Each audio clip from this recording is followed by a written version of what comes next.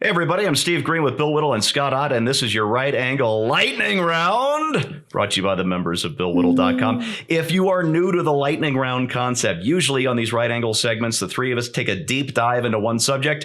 For the Lightning Round, I select headlines known only to me. I hit Bill and Scott with them from out of the blue to get their very hottest, very freshest takes. So without further ado, Scott, let's start with you this week. Let me just say, Steve, that the fact that you have to say that at the beginning of every one of these episodes in a vain effort to justify the existence of this show speaks volumes. It really does, doesn't it? And yet, I'm not going to go changing just to please you. All right, there is so much news packed into this one headline that I absolutely love it. Rifle-carrying trans Muslim Antifa arrested at riot in Phoenix. 35-year-old Brittany Erica Austin. By the way, I've seen the photos. Brittany, Erica? I don't think so. Formerly Eric Austin was among 18 individuals arrested in downtown Phoenix at a violent anti-police protest. Austin was covered head to toe at the time in a black abaya, or woman's Islamic robe, and a burqa. My question to you, Scott, isn't so much about our friend Brittany Erica, but why is it you never hear about trans Muslims from actual Muslim nations?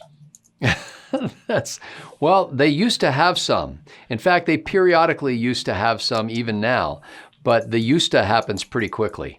So that little thing is over very, very soon. It almost sounds like this is remember back in the 70s when all of a sudden there were all these performance artists who were making statements by doing outlandish things in public. This almost sounds like one of those. Are you sure this person is not just a performance artist that has some obscure point to make that we can't quite grok, but so we just ridicule them, and then that even becomes more of their meta enjoyment of the whole thing? You know, it very well may be. I just, you dress up in a burqa here and complain about police brutality when in Iran, the police are going to officially string you up by the neck until dead for doing the exact same thing. I just looked up Brittany Erica, and not so much Erica. A personal story. A friend of mine, actual female lady person, when I was living in San Francisco, loved to dress like a drag queen, even though she was female. And she got the very highest praise one day that you could get from one drag queen to another. She's walking down the street. An actual drag queen looks at Denise up and down and says, "Girl, you could pass," as in actually pass for female. And of course, Denise actually was female, but she was so happy that she'd convinced a fellow drag queen that she was actually a drag queen. It's just, I love this country. Bill, let's go to you. Cultural. The Wi-Fi network for the press, for the media, for the reporters at Trump's Wisconsin rally last weekend was "Make America Great Again." And the password for the press Wi-Fi was "Who built the cages, Joe?" So my question to you, Bill, is anybody having more fun this year than Donald Trump and his campaign team? I've never seen anything like it, Steve. Me either. The Trump ads are, the thumbnails for the Trump ads are, they're like lots of emojis and I saw one just a couple days ago called "What Happened to Joe?" or "What Happened to Joe Biden?" And it shows him speaking like just 4 or 5 years ago and speaking now. And it's like, it's just, the beautiful thing about this is all of Donald Trump's campaign ads that I've seen are just campaign ads of Joe Biden contradicting himself and looking like a Jack Democrat logo. And he doesn't have to do anything, which is kind of a double win because a lot of people are turned off by Donald Trump, so it's not like they see Trump he's not even crowing loud. He's just directly quoting his opponent.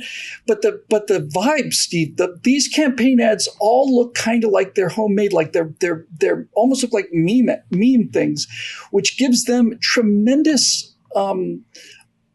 authority. The authenticity is the word I'm looking for.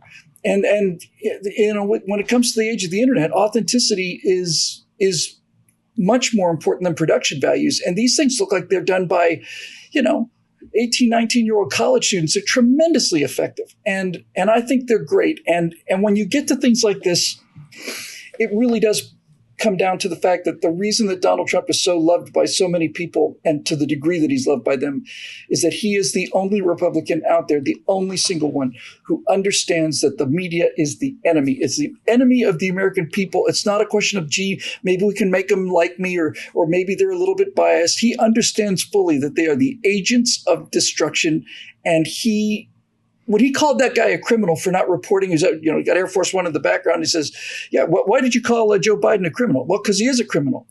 It's been a criminal most of his life. And you're a criminal for not reporting it. I thought, man alive.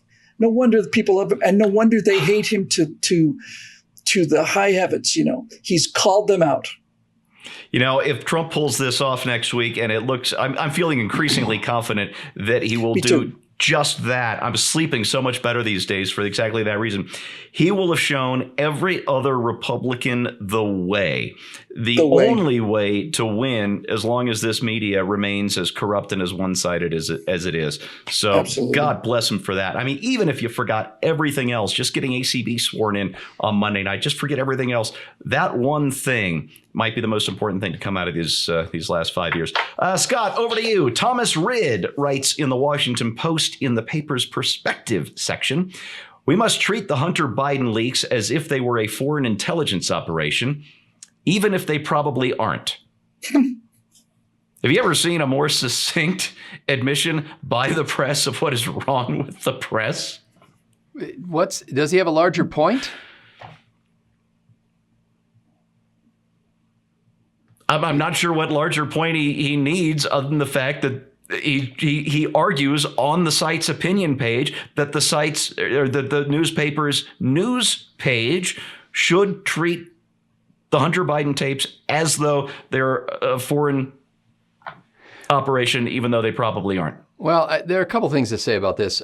Number one is that after the last debate, the second presidential debate between President Trump and Vice President Biden, there was a conversation going on CNN, and one of the commentators there was saying that President Trump was just babbling on about things that nobody understands what he's talking about. There's something about laptops and emails and hard drives, and it was just like he's off somewhere crazy because nobody watching that show knew what he was talking about.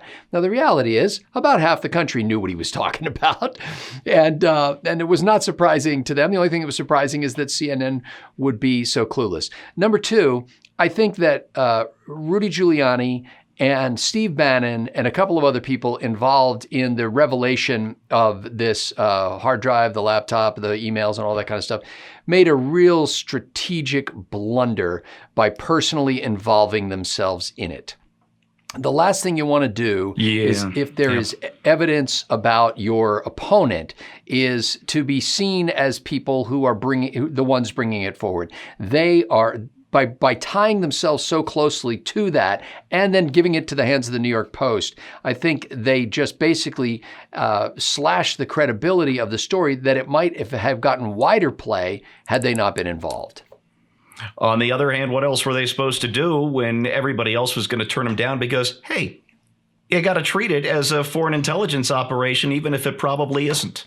And the guy who did the repairs turned that information over prior to the whole impeachment thing, and it disappeared down the intelligence hole.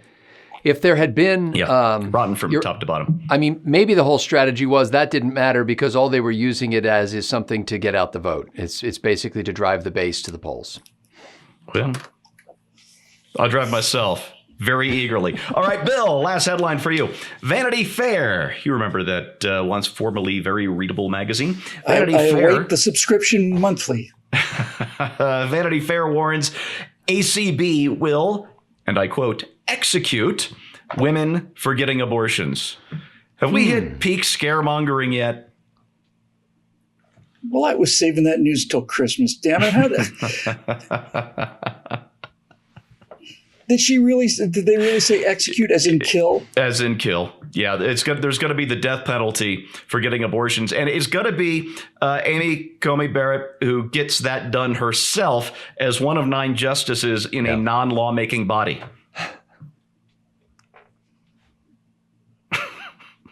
That escalated quickly. Right. That's all I got to say about it. Yeah. Peak scaremongering. I don't think we're there. We're taping this on Tuesday. So Monday of next week is the last day of campaigning. And yeah, I think Monday maybe when we hit peak scaremongering, until Wednesday. All right. Last headline is for me.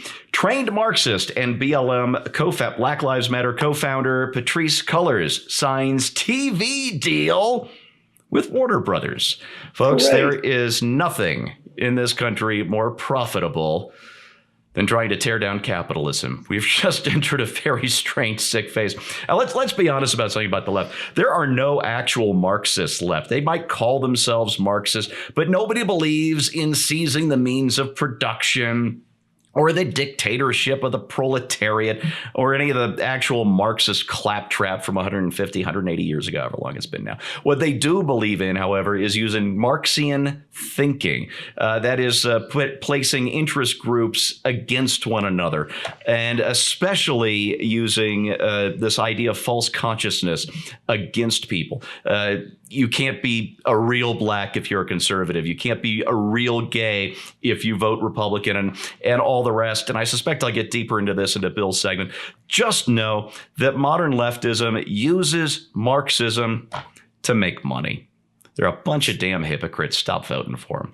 And that is your lightning round right angle, brought to you by the members of Bill Whittle. This content used to be behind the paywall, but now it's for everybody because our members are so great, and we would like you to be one of those great people. So go over to BillWhittle.com, click the join button. We'd love to have you on board. Thanks for watching, and we'll see you next time.